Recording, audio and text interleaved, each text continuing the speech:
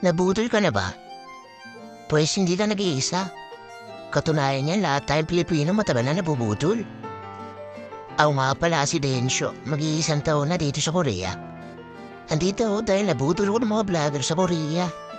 Grabe nito ko lang daw. Tapos vlogger niya, 100,000 sa isang buwan. Pero sa totoo niyan, kahit maglupasay ka sa trabaho sa Pinas, sa minimum wage earner. Sort of sa buwan na kumita ka ng 100,000 sa isang buwan. Pwera na lang kung sa dasel mo pagiging rada na masamang bisyo. Mabalik tayo sa Korea. Tumawa ng buwan ko dito, nakapag-adjust naman agad ako sa trabaho. Dahil sa Pinas, 18 pa lang nagbabanat na ako ng buto. Factory welder na pala trabaho ko dito sa Korea. At ganun din mga naging trabaho ko sa Pinas.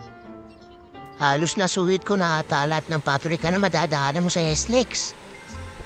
Curatex, Awasaki, Manly Plastic, Sunrox, Leslie Clover, at pabrika ng Happy Toothpaste. Nagtrabaho din ako sa Burlington. Ang dami kong napasukan, ano? Salamat na pala sa nagbatas ng kontraktualidad. Factory ng gulay ang napasukan ko rito sa Korea. Lahat ng klaseng gulay pinapak namin. Vacuum seal. At binibenta nila sa kupang, parang Shopee sa atin. Nagtusawa nga pala ang pasok namin. 9 AM ng umaga at ang matapos ang gawa, kadalasan alas 10 o alas 11 ng gabi. Kung si Chef Tanker bukas ka na uuwi, alauna o alas 2 ng umaga. O malala, diba? Iniisip niyo malaki sahod dito. Oo, malaki sahod dito sa Korea. Kung ikukumpara mo sa Pinas, lalo kung minimum wage earner ka lang at hindi nakapagtapos. Yung OT nga pala namin dito, hindi nababayaran ng buo. Kadalasan kulang ng sitmanon o isitmanon. Malaki na din yung kulang kung i-convert mo sa peso. Walang saitang petex pala dito sa Korea. Yung amo namin parating tutok sa CCTV.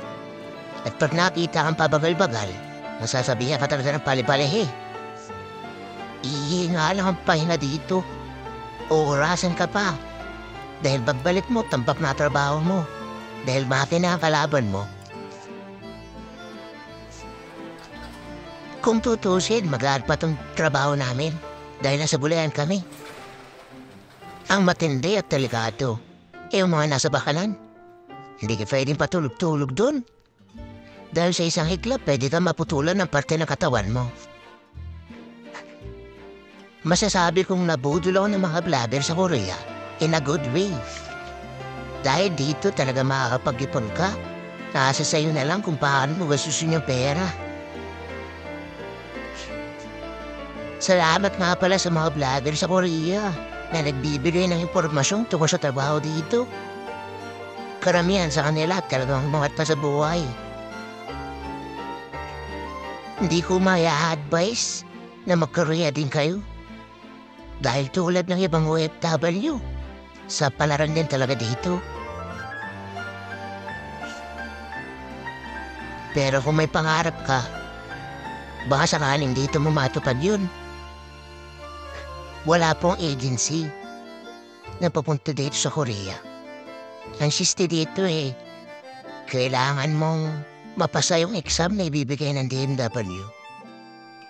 At pag nakapasa ka ng exam, kailangan mong kumpletuhin ang napakaraming requirements. Medical. At syempre, may pocket money. Hanggang dito na lang, guys. And enjoy my video. Please like and subscribe my channel, Densyo the Vloggerist. Bye and God bless.